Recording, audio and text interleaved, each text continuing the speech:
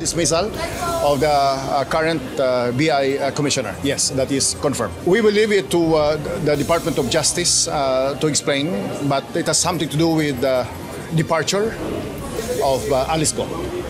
This is also part of the commitment of the President. His role because of that issue. Kinumpirma ni Presidential Communications Secretary Cesar Chavez na nirelib na sa pwesto si Bureau of Immigration Commissioner Norman Tansinco. Ito'y matapos na irekomenda ni Justice Secretary Crispin Boying Rebulla kay Pangulong Ferdinand Marcos Jr. na tanggalin sa pwesto si Tansinco. Kasunod ng nangyaring pagtakas nila Alice Go at kanyang mga kapatid palabas ng Pilipinas. Ayon kay Secretary Remulla, hindi rin siya kontento sa mga ginagawa ni Tansinco sa Bureau of Immigration. Marami yan. Marami.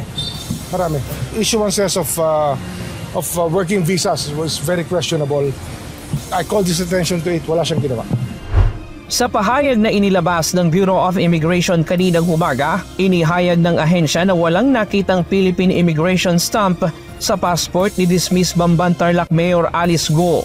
Ayon kay Immigration Commissioner Norman Tansinco, agad silang nagsagawa ng review sa Philippine passport ni Go nang muli itong maiuwi sa Pilipinas noong September 6. Lumalabas na parehong walang Philippine Immigration Stamp ang passport ng magkapatid na sina Alice at Sheila Go na nagpapatunay lamang na iligal silang lumabas ng Pilipinas at hindi dumaan sa immigration.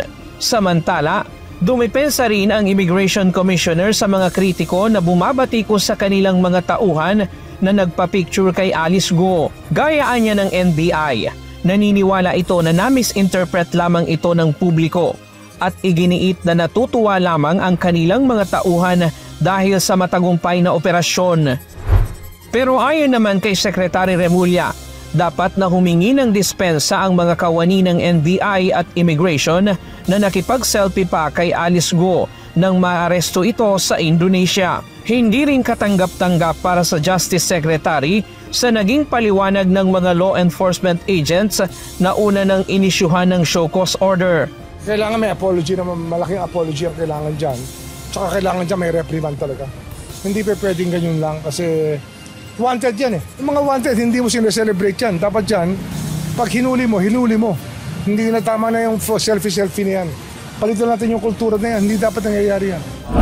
Tumanggi na muna si Tansinco na magbigay ng reaksyon o komento kaugnay sa ginawang pagpapatalsik sa kanya sa pwesto. Ryan Lacanlale, UNTV News and Rescue.